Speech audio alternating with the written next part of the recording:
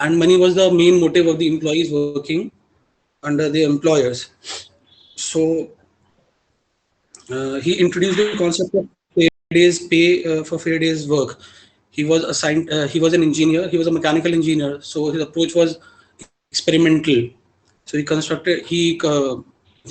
conducted several workplace experiments. For example, he conducted an experiment in which he inspected the design of the shovel. So he tried different styles of shovels so that his employees, the workers, could work with the same.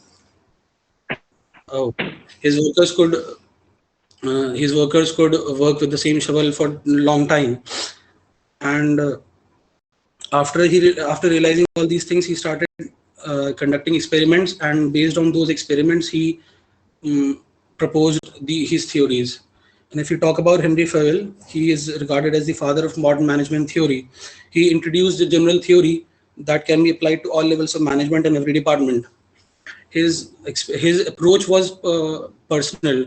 He When he gave his theories, it was about his personal experience that he went through. He gave 14 principles of management. And in the previous class, we talked about, sir asked a very important question, that what's the difference between a law and a principle.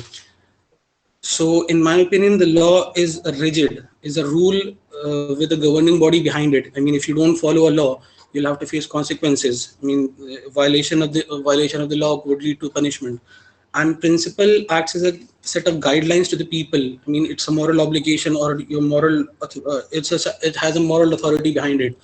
For, for instance, principle. If you state principle, it's wrong to it's wrong to take a life. But the law would say murder is a punishable offense and it is illegal. So that's the basic difference between principle and law, in my opinion.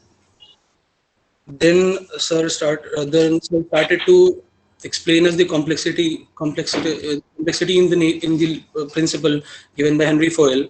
And for instance, he took the example of unity of command, which states that there should be one boss and people should work under one boss. Sir tried to explain to us by giving us a social example, which would be very common to us, of our family, that there is no particular head of the family all the time. I mean, sometimes your father takes the decisions and sometimes your mother takes the decision. For some things, you would go to your father to ask something, and sometimes you go to your mother to ask about something. So there cannot be just one head of an organization at all times, and that is what the principles are about. They are flexible. You have to uh, see them in conjunction to make sense of the situations. And for one more example sir gave us was about the unity of direction, in which he cited an example of the university where some riots occurred, and the protesters gathered around the vice chancellor's house, and all the power was shifted to the vice chancellor's hand, and he was the sole person to take all the decisions regarding that matter. And when then we moved on and we talked about what happened at the Ford company, where the term when I studied about it for my recap, I realized that there's a term called Fordism, where as we have all studied about the Ford company, that they had a very innovative idea at that time to make cars at a very rapid pace. They were producing, I mean, one car in 1 minute or so. But what happened to them afterwards was they got bored. The workers got bored of their jobs because they were given a repetitive task and they were not enjoying. There was no job satisfaction. They were doing the job for the sole purpose of earning money. And what happened to Ford is the production increased, and they could not sell as many cars as they were producing. So they had to let go of the people, and that created a job insecurity among the employees. And the employees started organizing themselves against against their employers, as they were as they had the as they were about to as they were not insecure about their jobs. And sir told us to inquire about the Trade Union Act of India was got into action, and it was in 1926 that Trade Unions Act of India was established. And when I studied about it, I got to know that post the social impact of the social and economic impact of the industrial revolution led to the development of several organizations in the labor community. And in the 1880s, there was an organization, the Knights of Labor, which came into existence. But it could not. I'm citing this example because it is related to our topic also, because the organization could not stand for long because they had several differences. There was no leadership. There was no particular leadership. There was no communication between the laborers in themselves. They had different goals, and because of those circumstances, the organization fell through.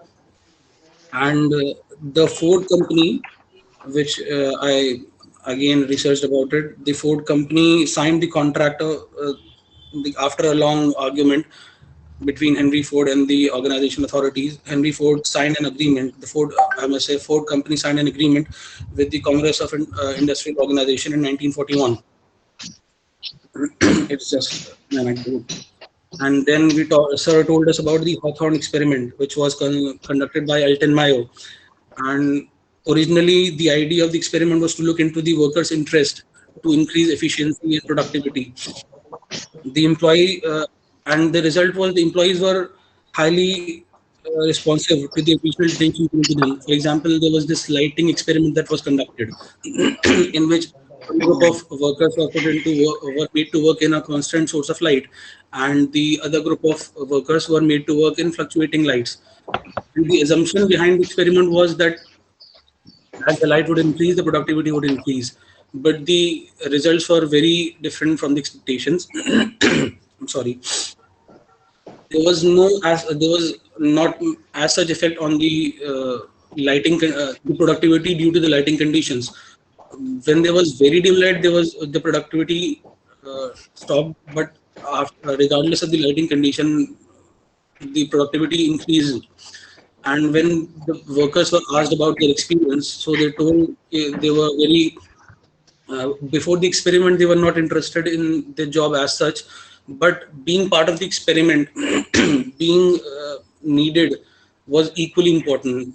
The conclusion that that was drawn from the experiment was being included in the experiment, being part of the social group, was equally important to the workers as the financial motives were. And that is all from my side. Thank you.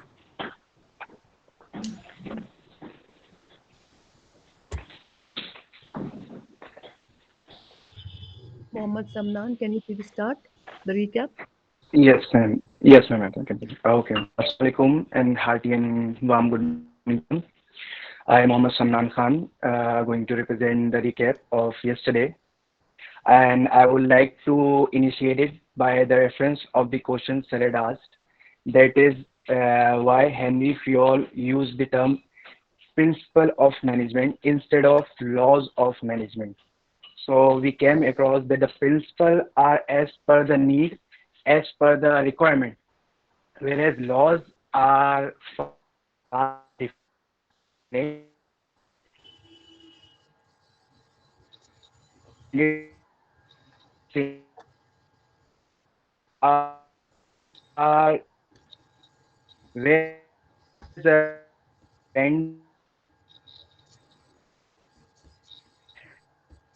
We first explain the fourth principle of Henry Fayol, which is unity of command, which indicates that the one boss, one leader personality only. So we were asked that the principle reflects so the law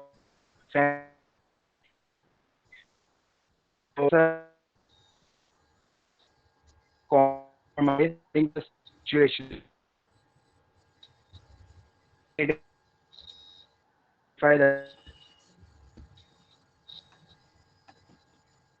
Amnan, your voice is not reaching us. Sorry. So still not you are having my voice? Now it is clear. Yes. Sir, my voice is not clear. Sorry for that, sir. There was actually to clarify the term, that was even in the organization, this principle is being followed not in a letter or its spirit. If there is a third unit organization, if there is a third unit organizing, which form is called as matrix form. So this principle are officially or recommended to be compromised. So that was the fundamental difference which we have to keep in our mind when we look advocacy of the Fiols principle. Then we explicate the term centralization, which was a question of proportion and balance. So, which indicates the right judgment in which the proportional we shall use it. So we further clarified by the example of our university that different departments conduct the entrance examinations, and as well as for the core courses, the controller office used to conduct the examination. So we, when we centralize, we benefited from the expertise from the controller office, which had gained over the years for conducting the examination, as they technically far more competent, as they are technically far more competent to conduct the examinations. So by but there is always demand of the time that controller office leading with too much of power, so it loses sometimes control, so it offers and make like with give more freedom to the deans and the chairperson to follow their system, so through which it become more responsive. So we found that it is actually a situational and where the management skills of judgments are required. So for particular situation, proportion should be fixed, but it should not be fixed permanently. As it happened in our university, we got the example where it become needed when vice chancellor was yielding all the power, and no other functionaries have right to give the decisions in the circumstances, in the situations which may lead. So in that scenario, vice chancellor have all the authorities to put and impose the charge in that such a situation. So we have to look other principles too in this manner. The principles should be looked at in a conjunction. And then furtherly, we also discuss about another school of management thought, that is second school of management thought. As we had talked earlier about the classical management, classical school management, which includes scientific management and the administrative organizing schools. So after it happens, like when after the First World War, all of a sudden the entire principle of efficient organization, all efficient work strategies, methods which were introduced were fallen flat totally in the make of the new situation we were in. So there was a great depression in the economy. People were struggling for square days meal. All the principles of management which were based on the principle of expanding economy, and economy which is vibrant, which need production, and all of a sudden the assumptions went fall. So companies found that whatever they are producing, whatever they are manufacturing, there are no takers and buyers in the market, and their production, their manufacturing piling up. Because of that, they have a lot of stock, and due to which it leads that the workers of the companies, they started getting the pink slips from the company, and the companies are showing them the door, as they were not needed longer. So it happens when these workers, as workers found that they have no fault in this scenario, so they were ready to work, as they were ready to work hard for the company, but when there is no need, that company didn't uh, entertain them, so they totally, it becomes a revolutionary point of time. So in that way, the time when workers start organizing them, and they found the system was very unfair to them, so it lead to the organized trade union introduced all over the world. Even in India, in 1942, the All India Trade Union Congress was established. So in that manner, it all happened. When manager, in because of this situation, manager realized that it may organize the strikes and all the lockouts and all the protests to which they have to feel. They started facing problem in their management. So, and at last we had conclude our yesterday topic by the example of the experiment, in the, what was the experiment? In this experiment, the thing which established that human factors were also important factors for the uh, production, unlikely the scientific management experiment. And and this experiment occurred in the plant of Hawthorne. So where we find that the rules, the principle which we are following in the scientific school of management, they focus more on innovative human being, and they believe when if you pay them well, they will work hard. But here, if you treat them well, you will get good production, and that's how second school emerges, which we called human relations school management. That's all for today, sir. Thank you.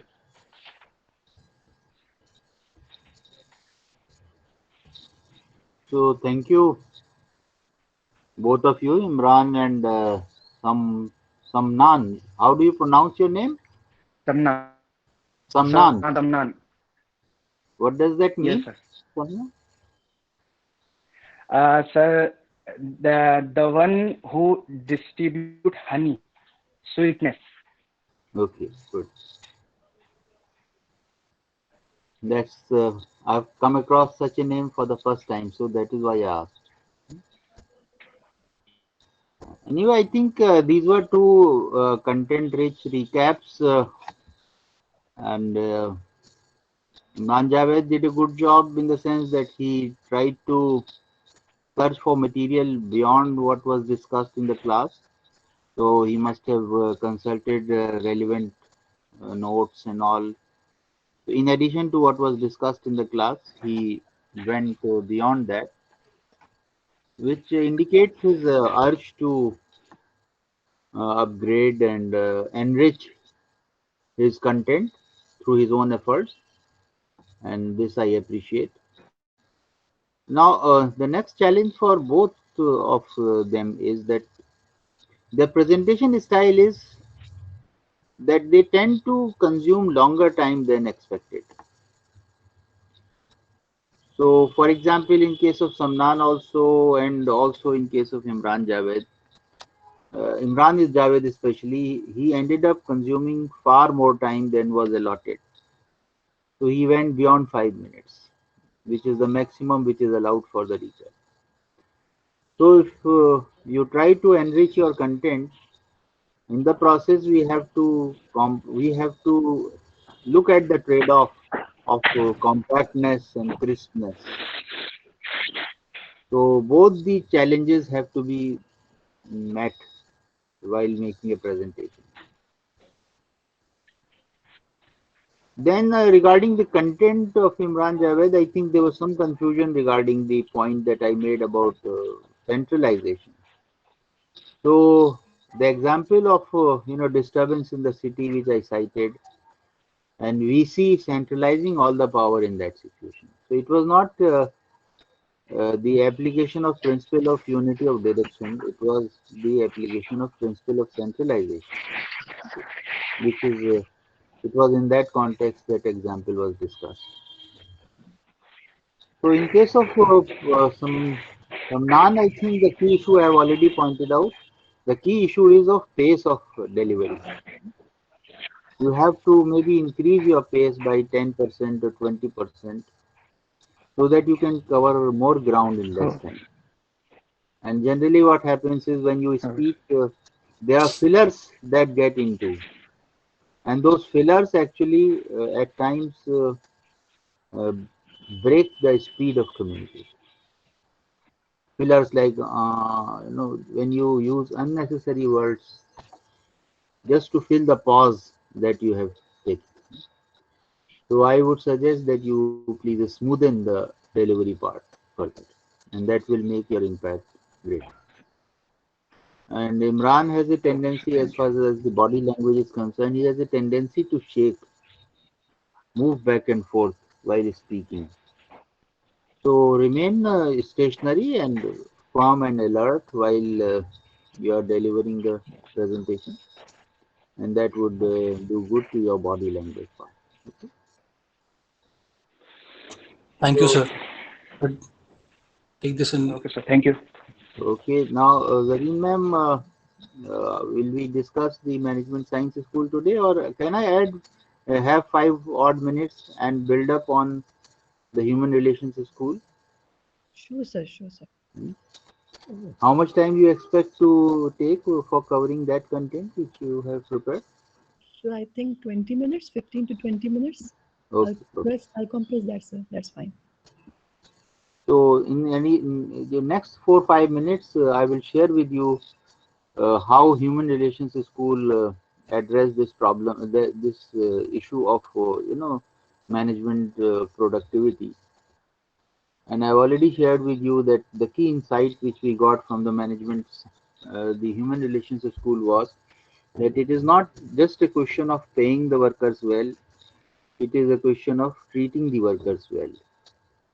And from this, a concept got emerged that said that human beings behave differently in different situations.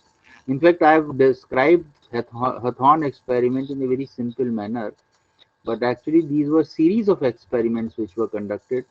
So when you consult the book of concepts, you will get to know about other experiments also. In fact, they lasted for 8 long years, all these experiments. And different researchers, for example, someone was saying, or I think Imran was saying it, that Alton Mayo started the experiment. Alton Mayo joined in between, especially when the researchers were not able, original researchers were not able to make sense out of that finding that why productivity is going up even in the fluctuating illumination environments, isn't it? So the scientific management school primarily focused on one concept of man, and that was the concept of economic man. Man is an economic man, and he is a rational man. He tries to maximize his earnings, and that is his focus. But Hawthorne experiment said the opposite, and he said, no, it is not so simple. Man is basically a social man. He wants to get the approval of the group. He wants to be the part of a group, and this in the process he may even compromise his economic needs. For example, in one of the experiments, they noted that there was a organizational norm of productivity and there was a group norm of productivity which was evolved by the group itself, and in that they wanted to protect the weaker workers so that they are not singled out for being cause of less productivity. And they evolved a friendly game within the group that anybody who tried to exceed production beyond that was punched by his fellow men in a lighter way, in a friendly way. So the point is that they compromise their economic needs just to protect other weaker members of the group. So the concept of men was changed, or was a different concept was proposed, and later on human relations school emerged into a more evolved school, and it was not just human relations, it was behavioral school, because many other needs are also identified by people. And the major contribution to this was done by a person called Maslow, who proposed that hierarchy of needs, starting with basic physiological needs, to security needs, to social needs, to esteem needs, and finally to self-actualization needs.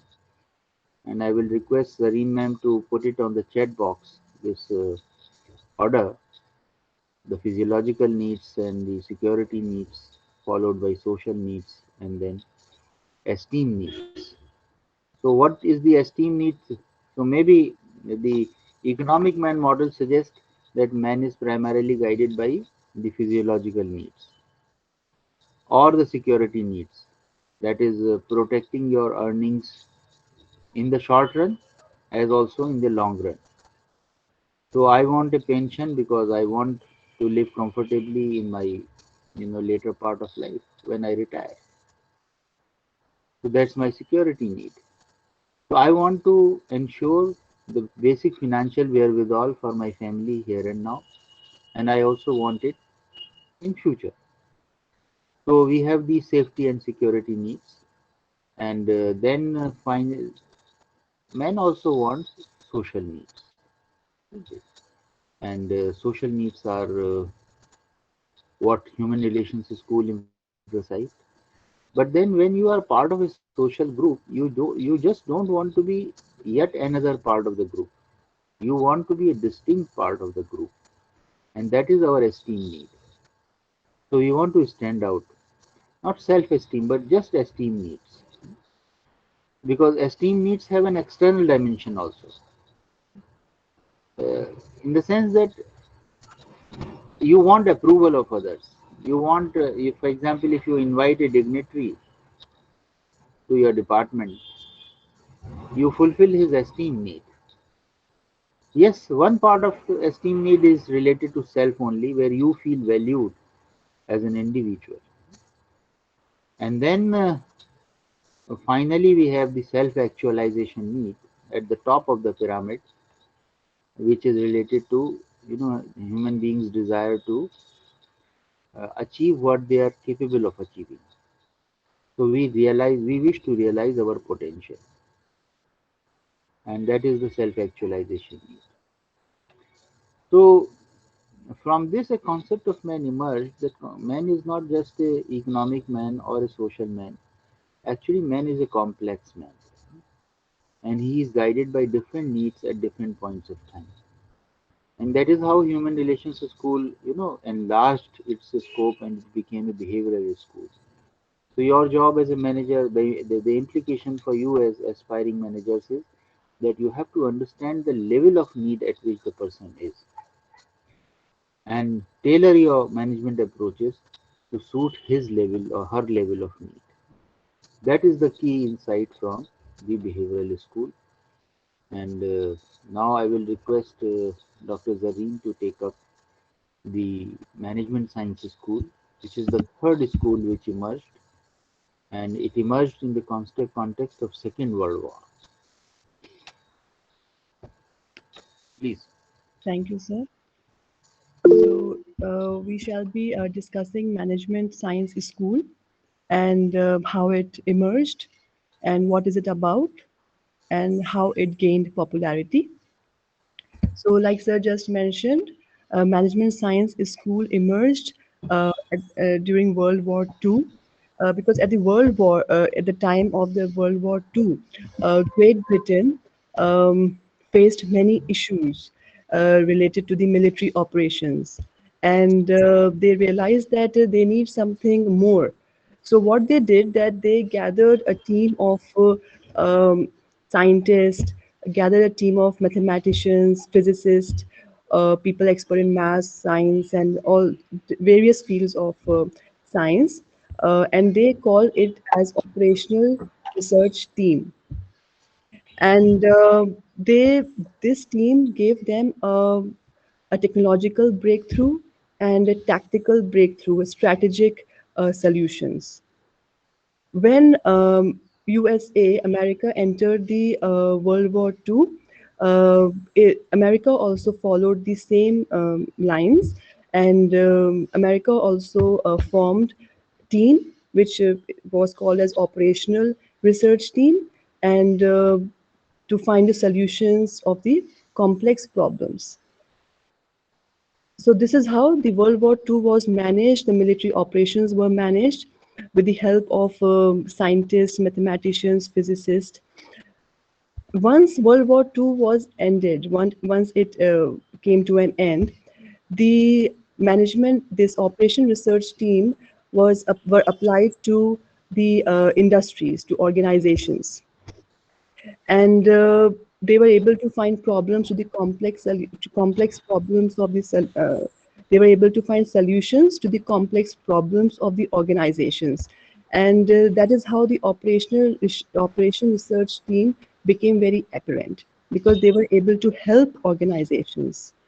New industrial technologies came into use, and there were issues of transportation, very complex issues of communication, and when these issues were faced by organizations, they called operation research team, and they helped the managers find solutions to these problems, because organizations were not able to find the solutions of these problems.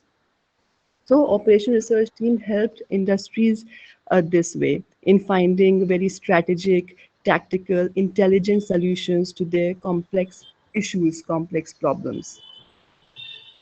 And in this process, over the years, organization research team developed procedures, which is called as management science school. In this, they developed cost accounting, they developed management information system, they developed decision science, and related phenomena, which gave rise to the management, which collectively forms management science school. And we see that in this, the operation research team used to take help of facts and figures. They used to analyze the numbers, and they used to make very judgment on the basis of the analysis and provide solutions to the organizations.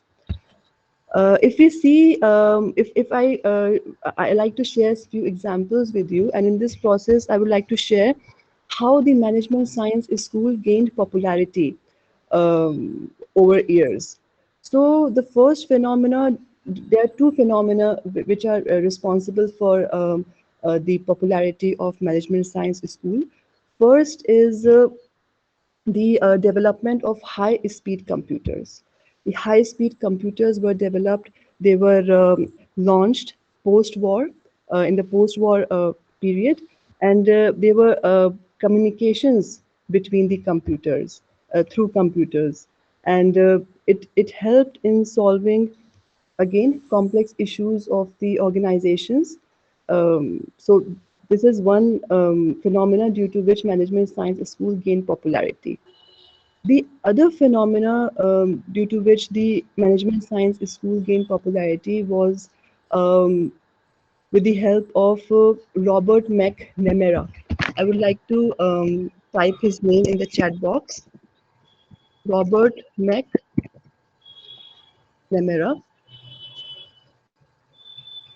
If I share little history of his with you, Robert McNamara joined Harvard Business School for his MBA, and once he did his MBA from Harvard Business School, um, he was offered to work as assistant professor in Harvard Business School. He earned his degree in 1939, and he got the offer to work as assistant professor in Harvard Business School, and he joined business school as the youngest assistant professor of Harvard Business School at the age of 24. Later, during the World War II, Mcnamara also joined the Army's Department of Statistical Control. And when he joined that, he observed few problems which were faced at the time of warfare during the military operations. He realized that there was no technique to trace the aircrafts, to track the aircrafts, to track the crew members, the crews, and there was no technique to allocate fuel. So he developed this technique through which the aircrafts, the crew members, the crew can be tracked, the fuel can be allocated, and they can monitor spare parts, how well they are working, how well they are functioning. So this was a huge contribution by Robert McNamara because he did all this with the help of, of course, science and the numbers and the methods, mathematical models, analysis. Later, um, after the World War II, later in 1946, McNamara, instead of going back to academia, he joined the operation a team of such operation researchers, and that team joined Ford Motors. Now he also joined Ford Motors. Once he joined Ford Motors, again he realized that there was no, Ford wasn't using facts, figures, analysis. So he started doing that there, and with the help of emphasizing facts and figures, the Ford Motor uh, faced major transformation. The financial turnaround at Ford was remarkable. He he continued to work in the Ford and with an acute sense of social responsibility. Other cars were not focusing on this aspect, but he focused on the seat belts. Ford was the first car which had seat belts. And at that time, surprisingly, I read that when the safety of passengers were talked about, the passengers were actually scared of hearing that. But Robert McNamara followed his instincts. He worked in those lines, and he also worked on safety features of the car, for example, the steering wheels, the other safety features. And this is how he helped Ford uh, regaining its stability. And so this is how the management science school gained popularity because of these examples which I shared. The major contribution of Robert McNamara. Another example which I came across is how, for example, in airplanes, when the boarding time was a lot, and the passengers were lined up and they used to take a long time to get into the plane to take their seats, and it resulted in the delay of the plane to get into the air. So another another aspect of this was it was devised how to reduce the boarding time. So researchers, Robert McNamara wasn't included in that. I didn't read that, but other researchers, they found a method that they may be helping passengers to board according to their seat numbers. Okay, maybe the people who are sitting right at the back, they would be boarded first. Then the people who would be in the middle of the plane, they would be boarded second. Then the people who are have been assigned seats at the front, they would be sent in the last. So this is again an example of management science school, through which they found this method to reduce boarding time. And the management science school also suggests, I would like to share one slide with you.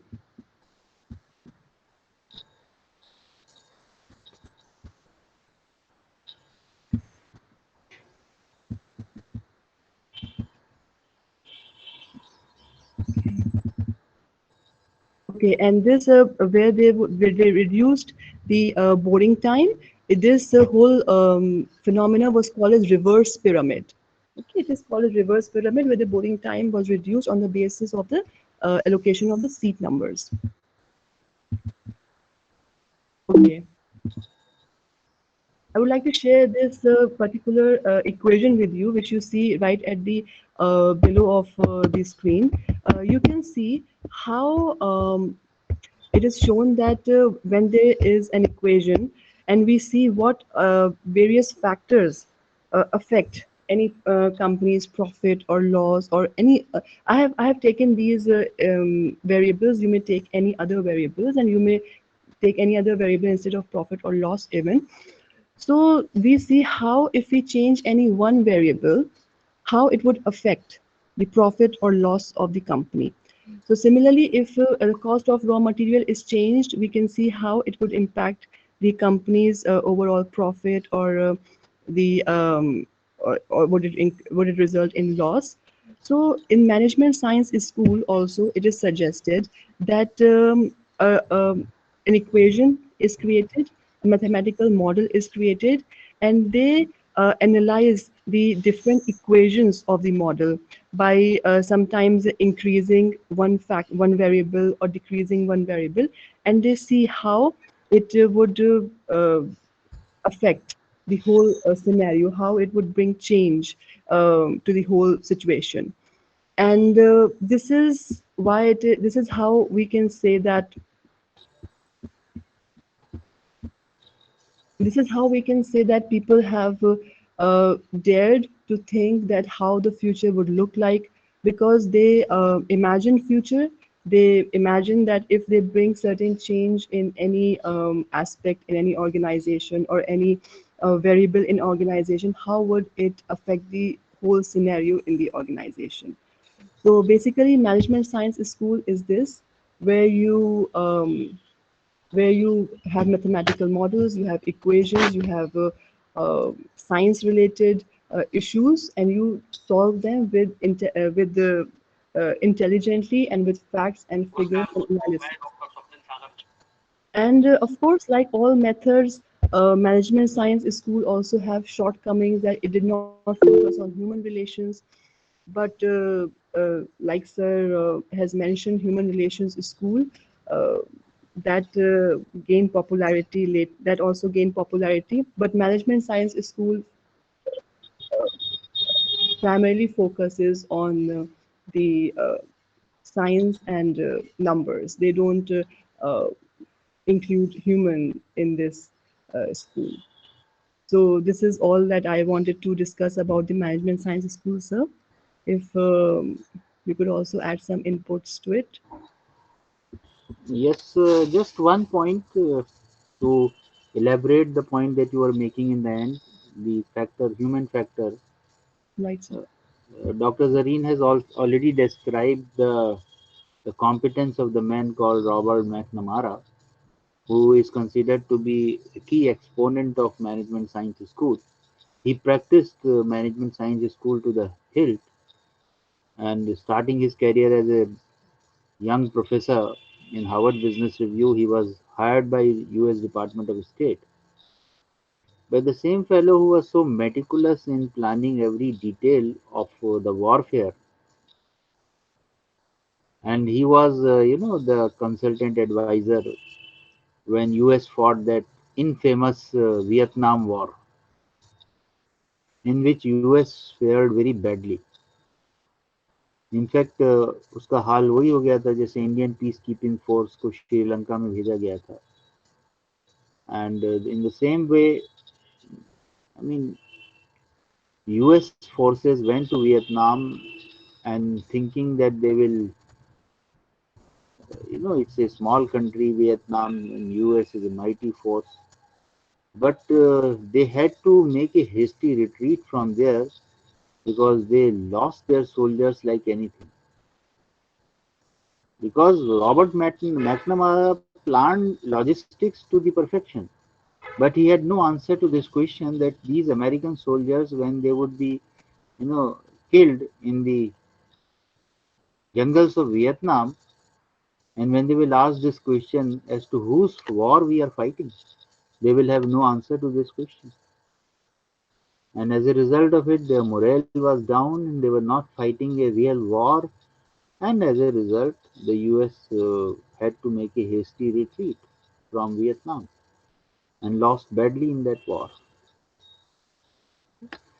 So, this is a question which we need to ask ourselves when we look at a school like management science school, that use of technology is fine for all those operations which are routine or repetitive, but then you have to have these larger questions also. That is why I am doing something.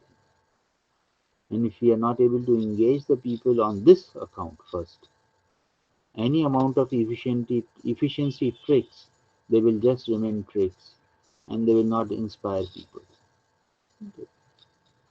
Just to give you conclude on a funny example, apparently funny example, there was a problem in a organization, and the complaint was related to the waiting time in the lift.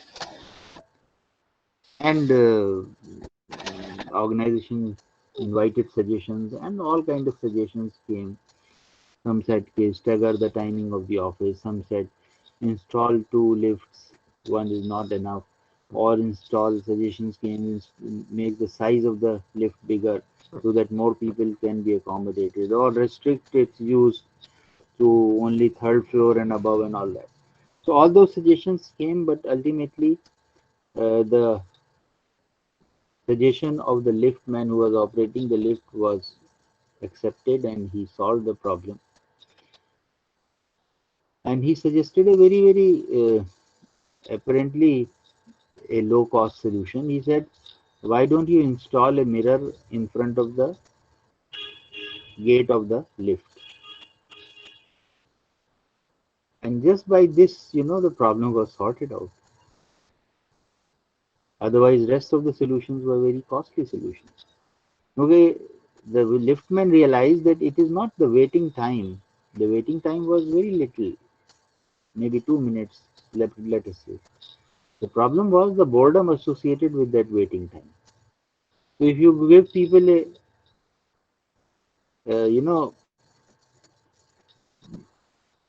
pastime, a good pastime, and they can, look themselves in the mirror and, अपने काम कर लें and all that, so everybody would have an engagement during that waiting time, and the problem was solved.